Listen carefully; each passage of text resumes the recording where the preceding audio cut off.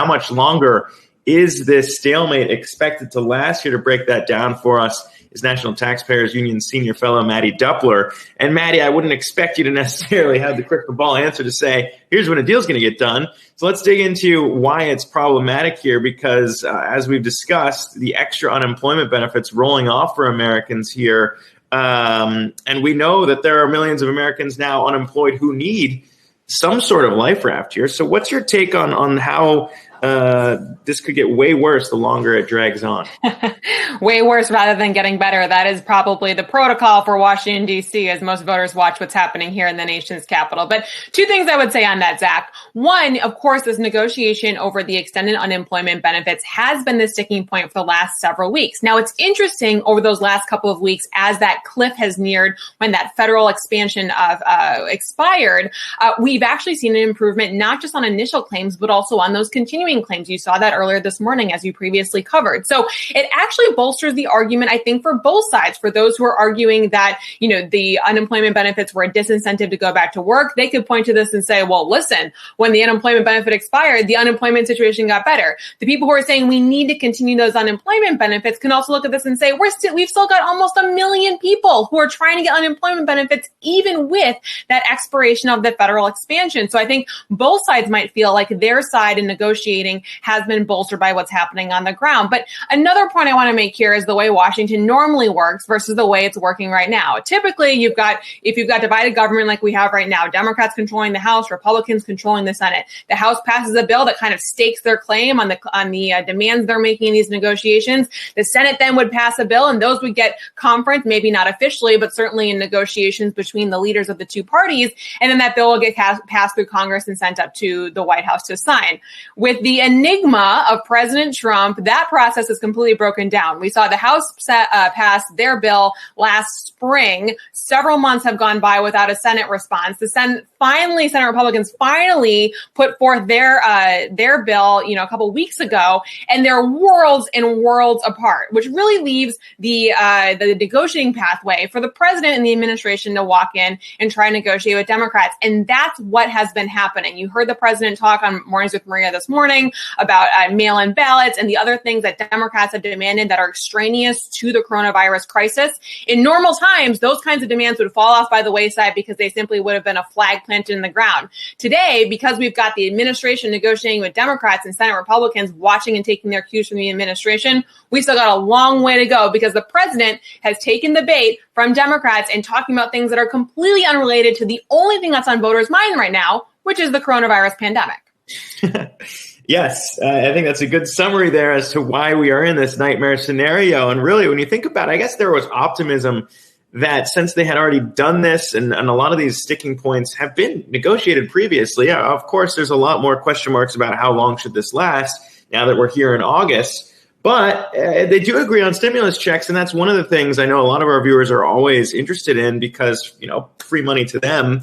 But when we think about that, it's also, I guess, hopeful to think that it would come out quicker if these talks still drag on. But if they agree, it would come quicker because we already have that in place. But that's not necessarily the case, just considering how we've seen things break down before. What's your take on how it might be easier if we do get an agreement to get cash out at the door now that these systems are a go?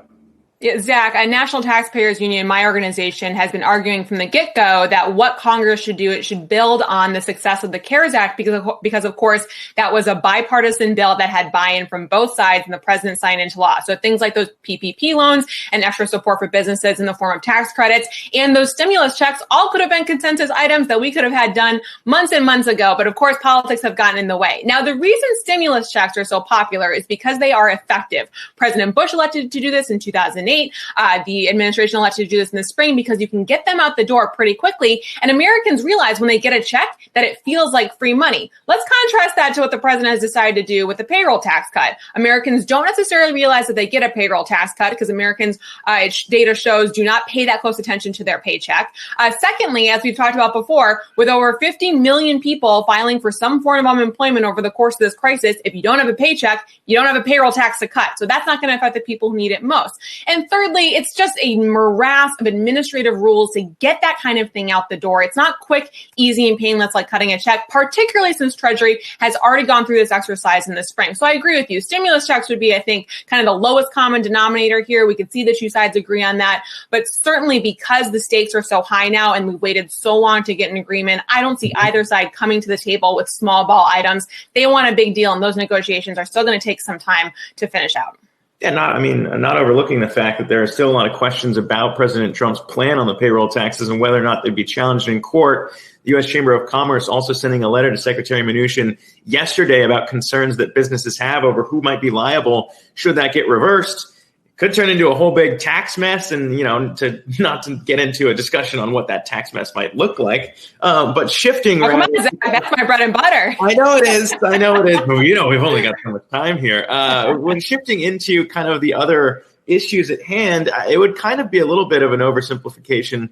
And I guess this isn't exactly a can of worms that's any more fun to dig into. But Republicans themselves aren't necessarily aligned on a lot of these issues. We've heard some budget hawks come out and talk about the deficit there. In July, it came down because we saw tax receipts get delayed from April to July. But what do you make of that deficit when we think about year to date expected to swell? It's already swollen to $2.81 trillion compared to $867 billion in 2019 last year. And it's going to top what we saw in the Great Recession. So what's your take on that, and whether or not it might be a reasonable time to start thinking about reeling in spending?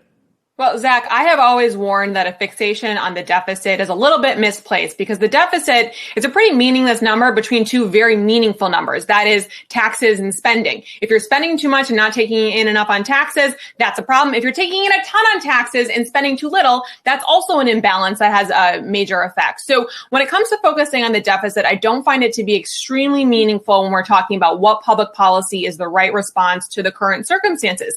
And that relates specifically to today. Given the fact that you now have, everyone's been saying it for the last 4 years, right? We've got the most populist president we've ever had in the White House, and he's presiding over this acute shutdown in businesses, acute shutdown in the private economy, one of the biggest drop-offs in unemployment we have ever seen.